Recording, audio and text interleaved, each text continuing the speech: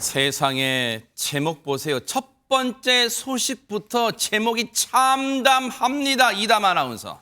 사람과 사람이 만나서 20년의 우정을 유지한다는 거 쉬운 일 아니잖아요. 아, 그렇죠. 게다가 이웃 간에 20년 동안 우정을 유지한다는 건 정말 쉬운 일이 아닌데 맞아요. 20년 동안의 인연을 그냥 뚝 끊어버린, 그것도 굉장히 끔찍하게 끊어버린 사건이 있었습니다. 세상에. 일단 영상으로 함께 보시겠습니다. 네네. 한밤중에 남성이요, 주택가를 어슬렁거립니다. 네. 자세히 보니까요, 이 남성은요, 챙이 큰 모자와 또 마스크로 얼굴을 가리고 있고요. 네. 장갑도 착용을 하고 있습니다. 어허. 잠시 뒤에 골목길에는 경찰차와 구급차가 연이어 들어오죠. 어머나? 이 남성이 향했던 곳은 다름 아닌 이웃집이었습니다. 네. 이 집 안으로 침입한 남성은 잠에서 깬 70대 여성을 살해한 후 그대로 사라져버렸습니다. 어머나 세상에 어쩐지 약간 행색이 뭔가 수상쩍다 했는데 대체 무슨 일이 벌어진 겁니까? 박성배 변호사님. 이 사건은 그제 오후 11시 20분경 전남 여수의 한 주택에서 벌어졌습니다. 이 60대 남성이 70대 여성 가족이 사는 집으로 침입해서는 이 70대 여성을 흉기로 찌르고 그대로 도주한 혐의를 받고 있는데, 범행 당시에 70대 여성이 남편과 딸이 다른 방에서 잠을 자고 있었습니다. 어머나? 이 딸이 어머니 비명 소리를 듣고 나와서 쓰러진 채 어머니를 발견하게 되는데 인근 병원으로 곧바로 옮겼지만 끝내 숨을 거두고 말았습니다. 어머나.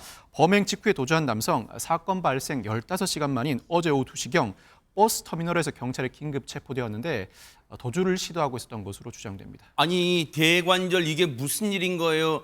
전효연 평론가 무슨 얘기를 들어보니까 저 범행 당시에 피해 여성 혼자만 그 집에 있었던 게 아니잖아요. 가족들이 다 잠들고 있던 그 집에 버젓이 들어간다, 이게 말이 안 되잖아요, 이게. 그렇습니다. 사실 이 사건을 듣고 이 주변 이웃들이 좀 깜짝 놀랐다고 합니다. 왜냐하면 평소에 이 남성과 이 가족들이 굉장히 막역한 사이인 것으로 주민들이 알고 있었거든요. 그러니까 말 그대로 이웃 사촌이란 말이 나올 정도라고 하는데, 이 남성이 본래 이 지역에 살던 사람이 아니라 다른 지역에서 살다가 여수로 이주해온 선원이었다고 합니다. 어머나. 혼자 살고 있는 것을 보니까 다름 아닌 이 피해 가족들, 특히 이 피해 여성이 좀 처지를 좀 딱하지 않을까 생각이 들어서 네. 굉장히 잘해줬다고 해요. 예를 들면은 뭐 우리나라 이웃들끼리 왜 김치 나눠 먹잖아요. 네. 김치를 나눠주는 일도 있었고, 또 집으로 초대해서 음식을 대접하면서 이렇게 온정을 베풀어 왔는데, 어떻게 이런 일이 일어났나 주변 사람들도 지금 깜짝 놀라는 상황입니다. 어머나 세상에, 객지에서 온 사람을 세상에 품어줬는데 이걸 그야말로 은혜를 이렇게 원수로 갚아요. 이건 경악스러운 일이 있어요. 주변 분들도, 주민분들도 정말 경악스러워서 입을 다물지 못할 것 같은데요. 관련 얘기 들어보시고 이어가 보도록 하겠습니다.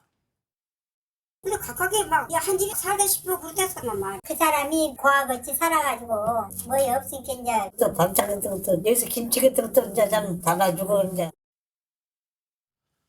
주민분들이 보시기에도 아니 그렇게 살갑게 대해주고 가깝게 지내던 친척 같은 그런 사이인데 어떻게 이런 일이 일어날 수 있을까 정말 기가 차하는 거예요. 그런데 보세요, 이담 아나운서, 이 범행에, 이 경악스러운 범행에 원인이 있을 거 아닙니까? 이유는 없어요? 이게 고작 10만 원 때문이었다면 믿어지시겠습니까? 세상에. 지금까지 전해진 내용으로 미루어 볼 때는 고작 10만 원 때문에 벌인 일이었다는 겁니다.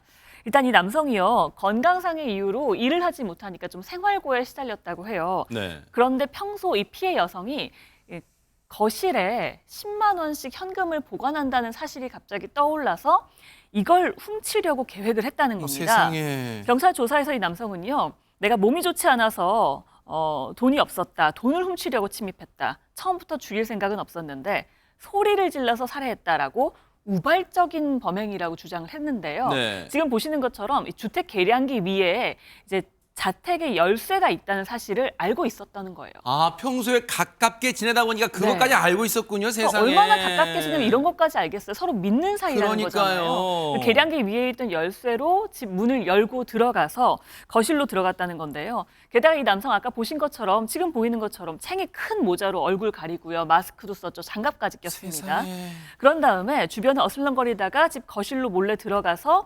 들어갔는데 이 피해 여성이 이 남성을 발견하고 도둑이 들어왔으니까 소리를 질렀겠죠. 그렇겠죠. 그러니까 이 남성이 부엌에 들어가서 흉기를 들고 이 여성을 살해를 하게 된 겁니다.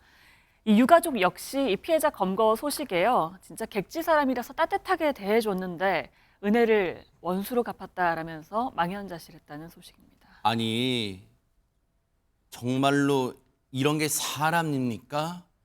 동물도요, 짐승도 은혜를 갚을 줄 안다, 그런 속담이 있잖아요. 사자성어가 있잖아요.